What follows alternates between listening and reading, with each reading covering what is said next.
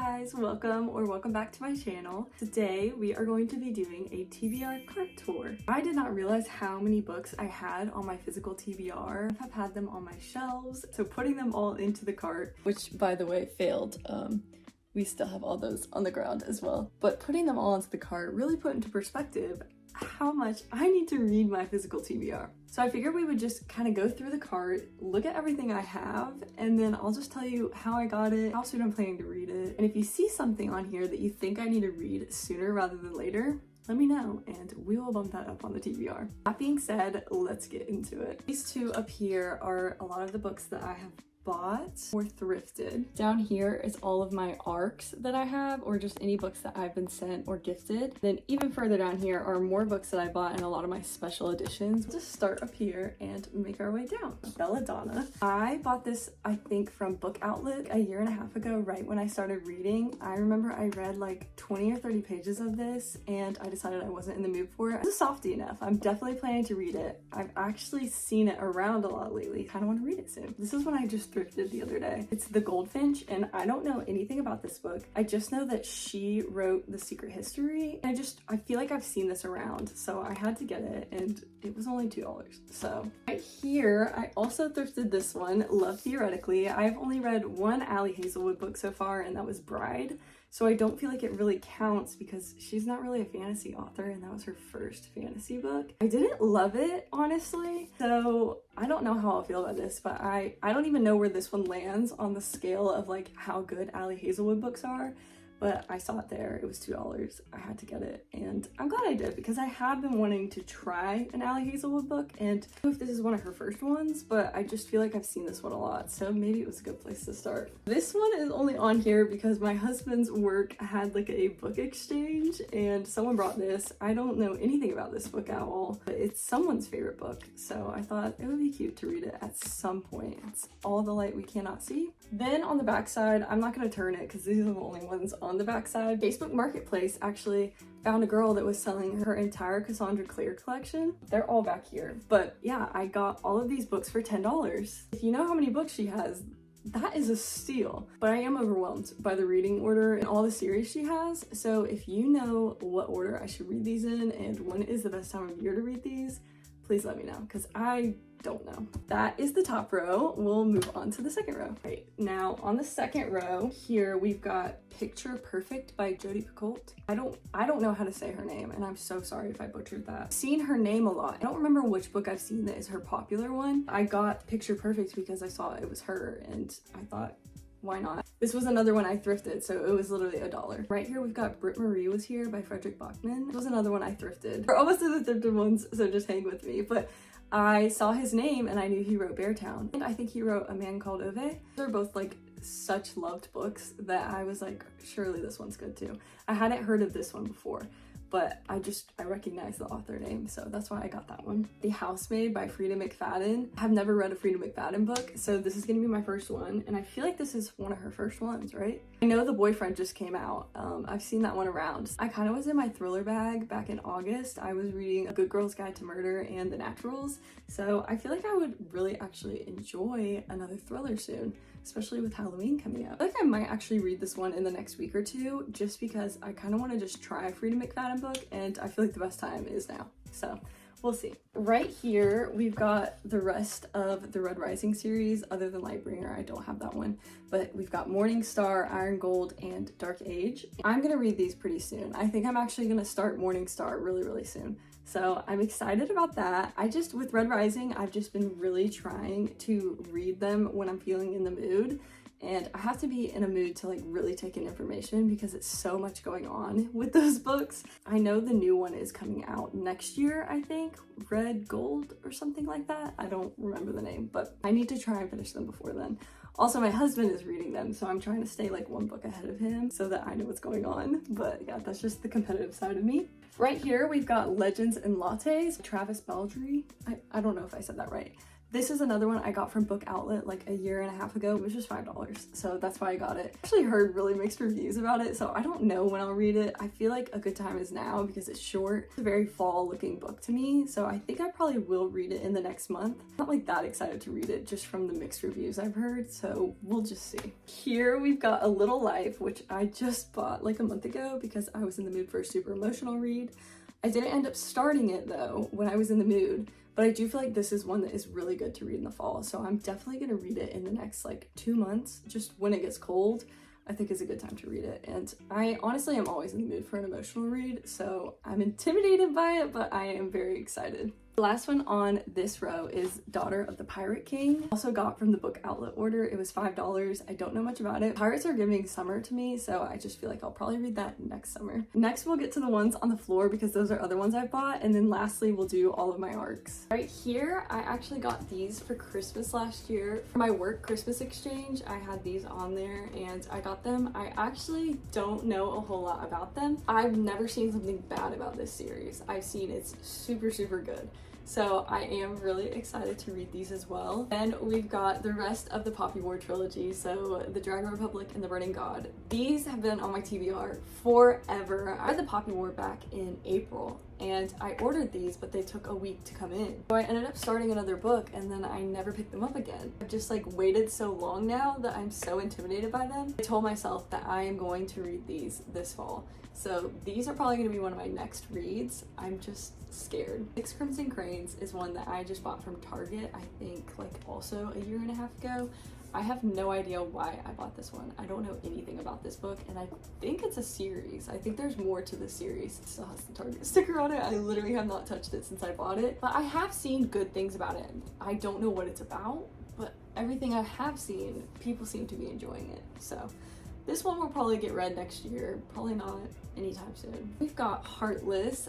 I actually want to read this one really soon. I've been watching Once Upon a Time, and I'm like really into the whole Queen of Hearts thing, so I've been wanting to read this. I love crying for a book, and I think that I will for this one, so we're gonna try and read this one pretty soon. This is another one I got from Book Outlet, Broken Blade. I've heard people kind of compare this to Throne of Glass just because I think it's an assassin for the king or something like that. Instantly intrigued. I don't know much else about it, but I have also had people actually recommend this one to me. I won't read it now. I think it is a series and I don't have the rest of them, but I will probably read this like in the winter of next year, like maybe January, February, I don't know. Then we've got The Friend Zone. One of my friends sent me this. I started my Abby Jimenez journey this year, and I've read Part of Your World and Yours Truly, and I love them. Both were 5 stars for me, and she's not one of my favorite authors.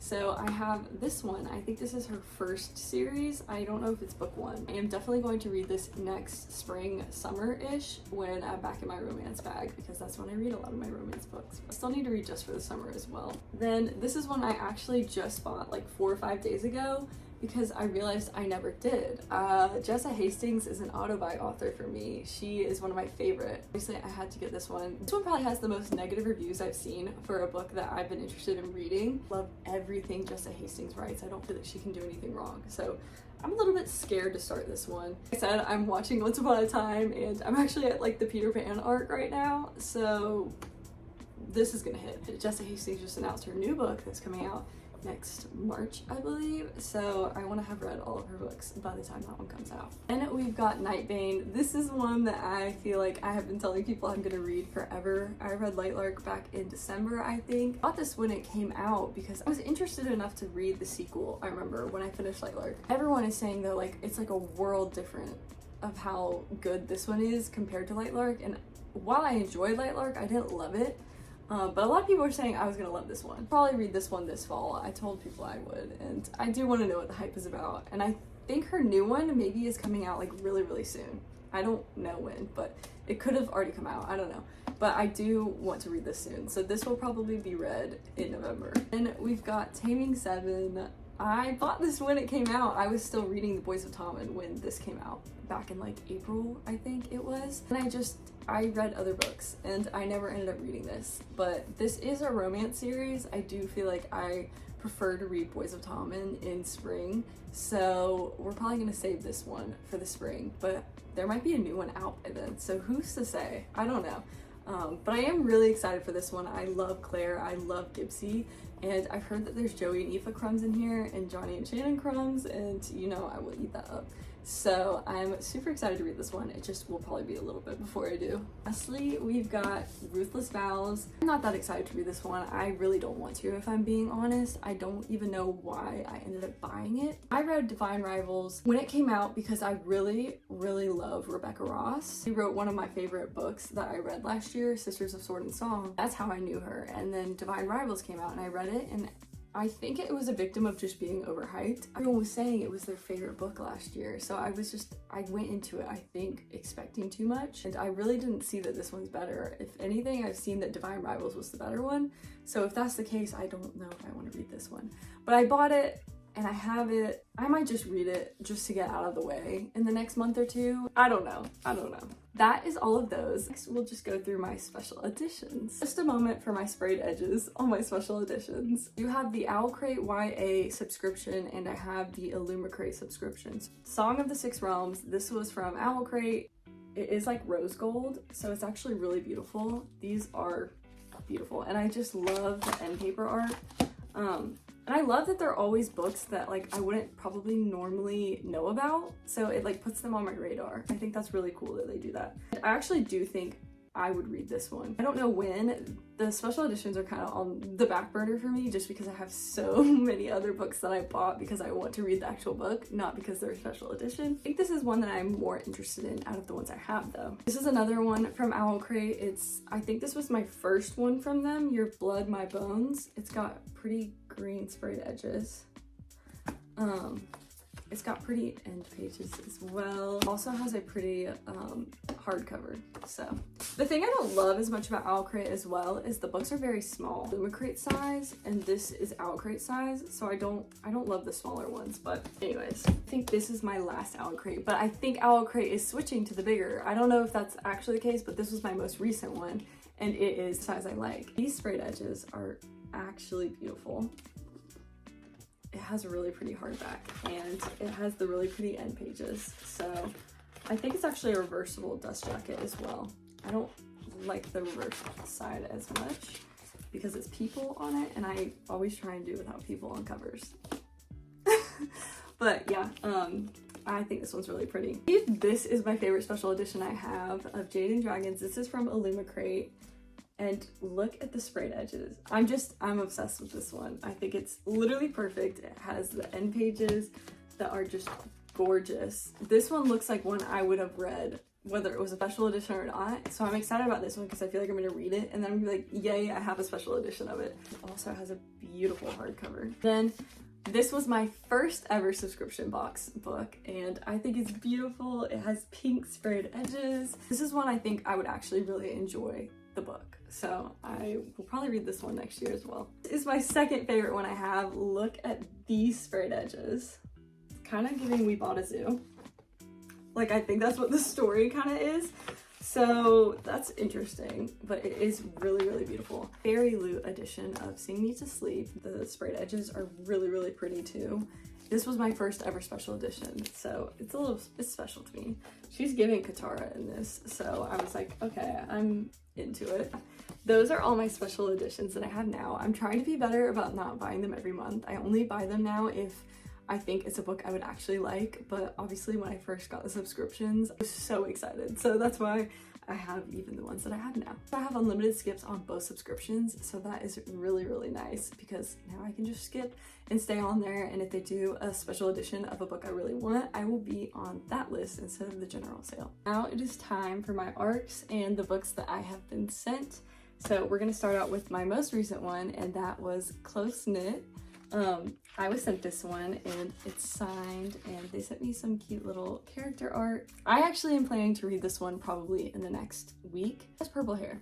I don't feel like I need to say much more than she has purple hair, so I want to read it very soon. Another one is A Game of Veils. I was also sent some character art with this one. I think it's a reverse harem, and I don't usually read reverse harems. I feel like I'm gonna read it this year though. I'm excited about this one. I think it has a really beautiful cover. We've got A Tribute of Fire. I am planning to read this one in the next week or two as well. I know I've said that about like 5 books. We're just gonna have to dedicate a lot of time to reading in the next 2 weeks. Also sent me a little sword bookmark, which is so precious. And it's signed. I think that's always so cute when they send them signed.